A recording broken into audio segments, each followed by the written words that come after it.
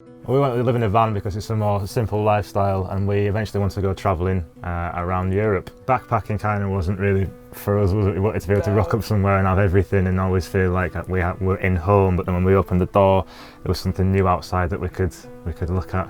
Hi, I'm Rose. I'm Seb. And this is our self-converted van, Vincent.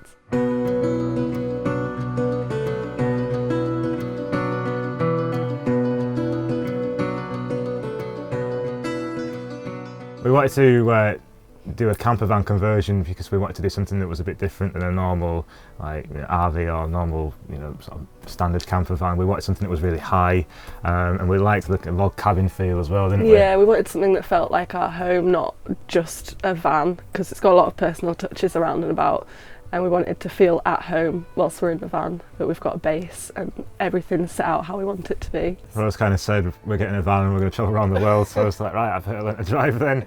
And then we bought this about 4 days after I'd passed. Yeah. And then Yeah, getting it home was quite an adventure. Yeah, just a few meltdowns, but it was fine. Okay, so this is where we keep all our storage underneath the bed area. We've got some handy shoe racks on the back here. Notice how Rosie's has gone from the door and into the van itself because she has that many shoes. We've got 2 folding bikes here that we use to get around in York. So we keep kind of old sort of duvet, towels, bags, and we've got a lot of coats behind there as well. In this section here we've got a crate here which has got like our logs and stuff we need to get to quite regularly, coal in there as well. There's 2 guitars in here, and then behind that there's 4 45 litre containers. So that's where we keep all our like toilet stuff and our washing powder.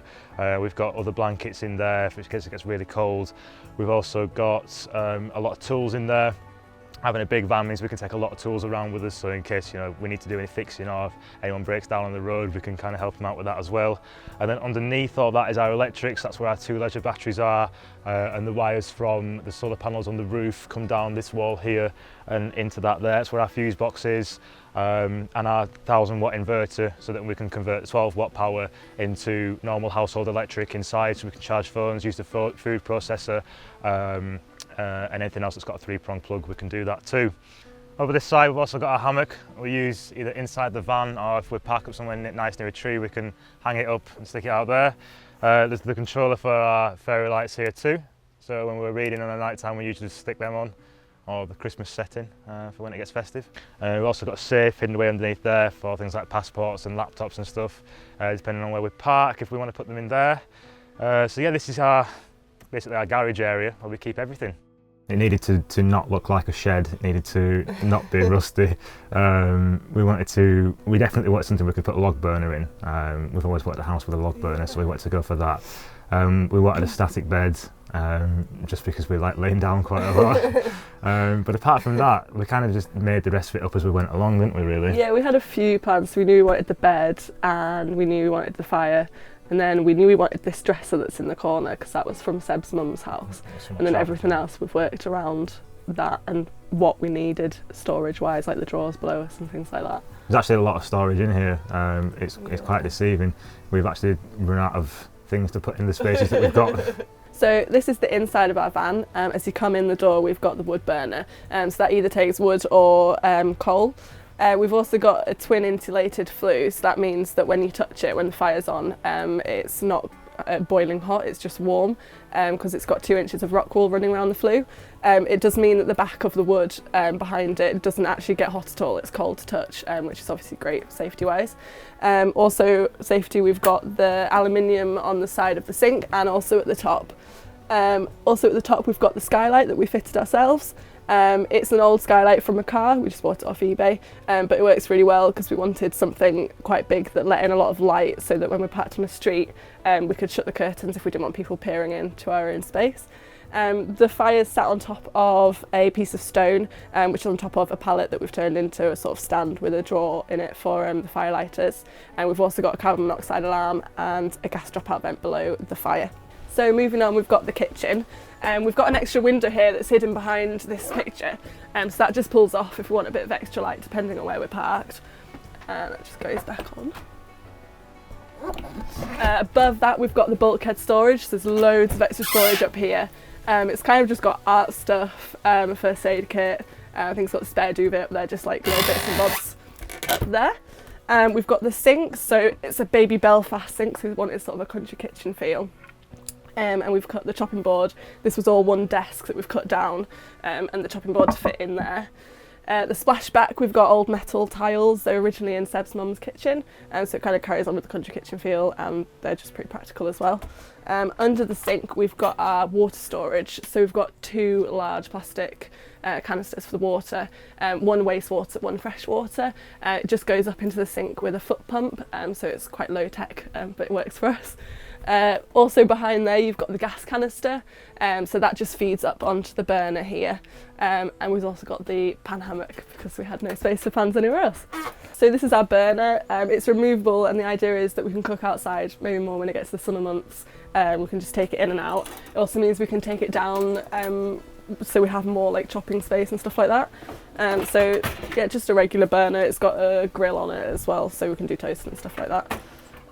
This countertop here, it just flips up, so we've got a couple of other pans in there because you can never have too many pans, and sort of cutlery and things like that. We've got the bin, so Seb is very proud of the bin.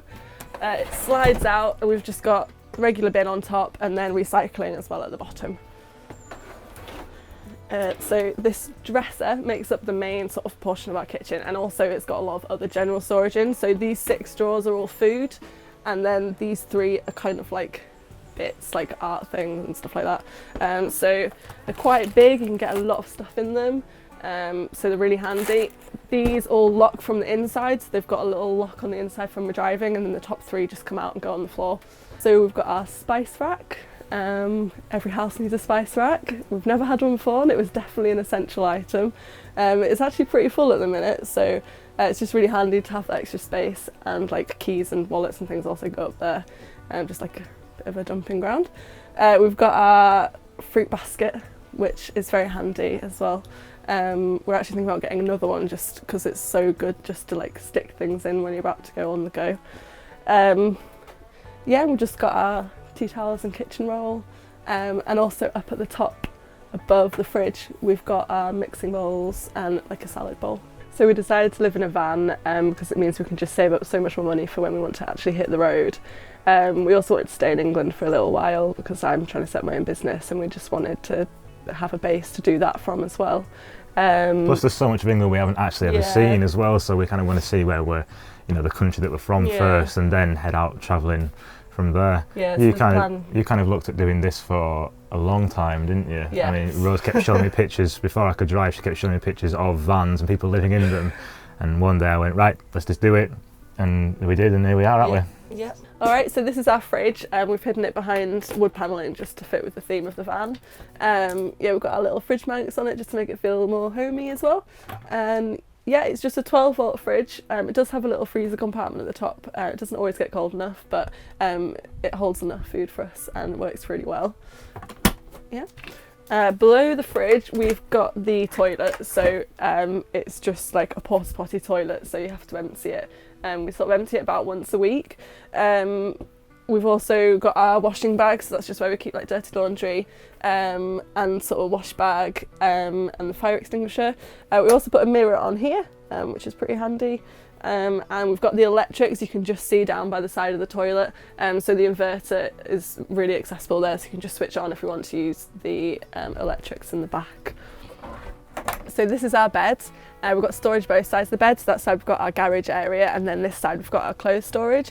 So we've got a big drawer each plus a smaller drawer that we share, and then we've also got a flip out table, so the drawer comes out, and underneath there we've got the chairs and extra blankets, that sort of thing. So this is the actual bed. It's only 4 inches shy of a regular full-size bed, which most people are really surprised about. It's memory foam, so we just cut the bottom off, but you can stick your feet out onto the windowsill if you need to. We've got the windows either side, and then we've got the blackout blinds that really do make it pitch black in here for sleeping. We've also got the TV, which is great if you want to watch a film, that sort of thing. It does come off as well if you don't want it on display. We can just put that away in a drawer. And then we've also got sort of the little pictures and photos and little homely touches. Our lives feel pretty similar since we moved into this van. People keep asking me, are you enjoying it? Does it feel different? And I stop and think, and it just feels exactly the same. The only thing that is different is that we have to go to the gym now because we have to shower. So that's the only thing that feels really different, is having to go somewhere else for a shower, but it doesn't feel inconvenient or a waste of time. I quite enjoy it, and it's like another thing to add into your week, really. Rose seems to think that we need to work out when we go to the gym as well, which I'm not sure that was part of the bargain, but I thought we were just going for showers, but you know, there's a strict workout regime that we need to have now. Just go for it. If you want to do it, you won't know until you've tried, and just give it a shot. And if you don't like it, you can always not do it anymore, but you won't know, and it's amazing. And yeah, it's a whole different perspective on life.